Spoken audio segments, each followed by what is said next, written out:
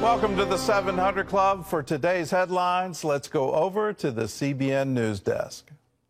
Gordon, President Biden is set to take executive action today to provide limited protection for access to abortion as he faces mounting pressure from Democrats to be more forceful on the subject after the Supreme Court overturned Roe v. Wade, sending the issue back to the states. And as CBN's Brody Carter reports, the battles over abortion are heating up in multiple states. The Supreme Court's ruling to overturn Roe v. Wade is expected to lead to abortion bans in roughly half the states, 13 of which have already initiated so-called trigger laws banning the procedure. Now some states that want to protect abortion are taking action. For now, it's up to the states to determine whether women get reproductive health care. And in North Carolina, they still can. In North Carolina, Governor Roy Cooper signed an executive order Wednesday to protect both abortion providers as well as women who've crossed state lines to get an abortion. North Carolina is an outlier state in the South that could see a surge of women from surrounding states who want to get an abortion. Your zip code should not determine your rights. And Colorado's governor said the state won't cooperate with other states' abortion investigations, signing its executive order to protect women and abortion clinics from being disciplined. Lawyers there are already building a defense. Those kind of prosecutions are going to look like first-degree murder, second-degree murder, manslaughter. Then you have all the providers who are assisting. You've got aiding and abetting of those crimes, which are also very serious crimes. And in Mississippi.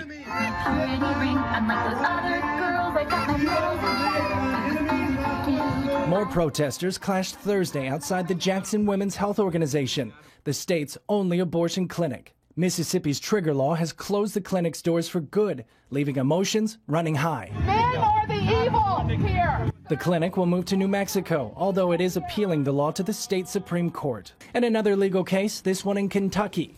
2 abortion clinics are in circuit court trying to block the state's near total ban on abortion. A judge issued a temporary restraining order stopping the ban last week. If granted, the injunction would suspend the state law while the case is litigated. Brody Carter, CBN News. Turning now to Asia, where the former Japanese prime minister was assassinated today. Shinzo Abe, a conservative and one of his nation's most powerful and influential figures, died after being shot during a campaign speech in western Japan. The 67-year-old Abe was shot from behind minutes after he started his speech. He was airlifted to a hospital for emergency treatment, but was not breathing and his heart had stopped. He was pronounced dead later at the hospital, according to NHK Public Television. Police arrested the suspected gunman at the scene. The attack shocked many in Japan, which is one of the world's safest nations and has some of the strictest gun control laws anywhere. Abe was Japan's longest-serving leader before stepping down in 2020. If you live in China, Big Brother is watching you. More than 415 million surveillance cameras track the population 24/7. And when you add in digital currency, social security cards, monitored smartphones, and more, you have what's being called the perfect police state. George Thomas brings us the disturbing details.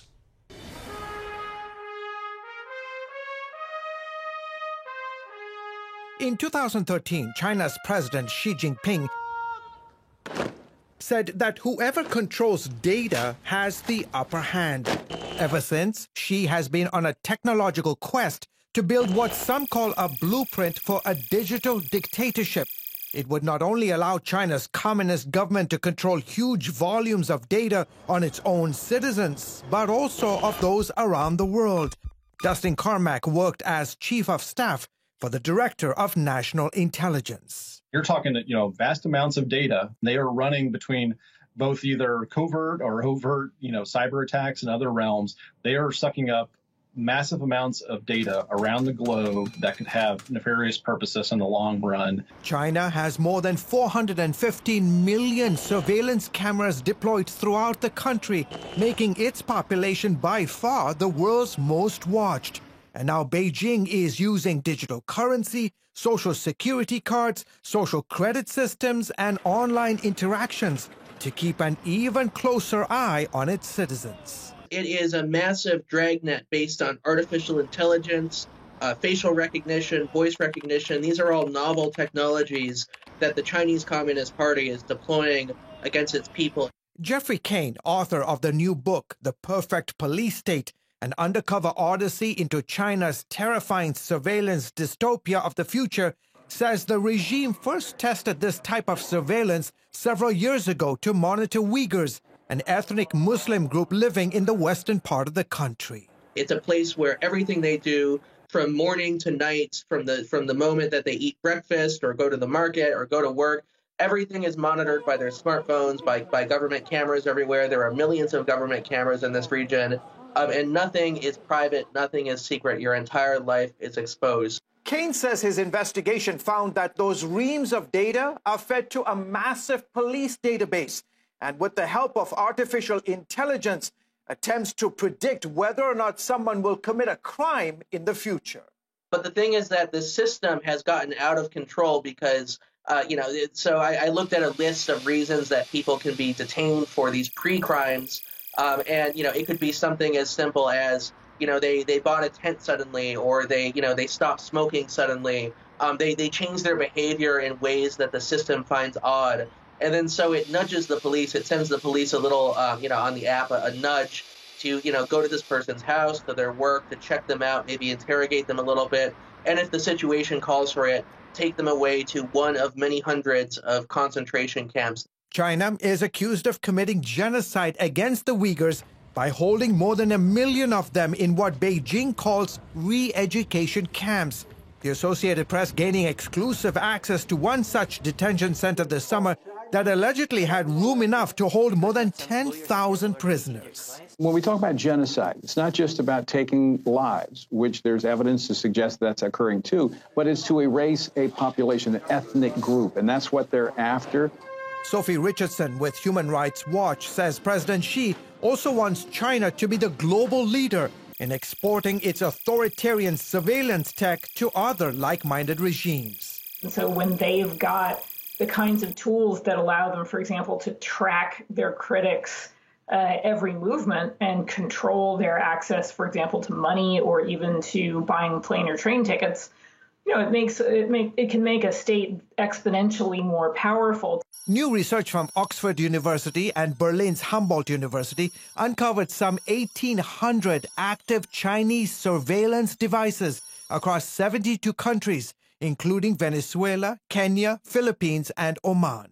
China is now using their influence, their money, their technology to facilitate the repression of minorities and individuals in other countries. China has also deployed censorship devices in 17 other countries, among them Turkey, Cuba, Egypt, and Pakistan, where news and media websites are blocked. I think the overall effect is to use technology to engineer a very particular kind of dissent-free society, and that's a very frightening concept. China used these and other tactics to suppress protesters in Hong Kong, then came to Cuba's aid in July by cutting communications after tens of thousands took to the streets protesting the regime. That type of technology being used to throttle internet traffic flows, or at times in Cuba actually turn off the internet, especially in the early days of some of the protests down there. Meanwhile, new research shows that technology made by 7 American companies, including IBM, Microsoft, and Oracle, are facilitating China's surveillance of Uyghur Muslims with little to no consequences. I think that a lot of American companies have been caught with their pants down, frankly, because they spent the past 2 decades warming up to China, looking for market and business opportunities, profit opportunities, and now they've realized that they're making a deal with the devil. A deal that is handing China a treasure trove of data in its quest for global information superiority and digital control over its citizens and those around the world. George Thomas, CBN News.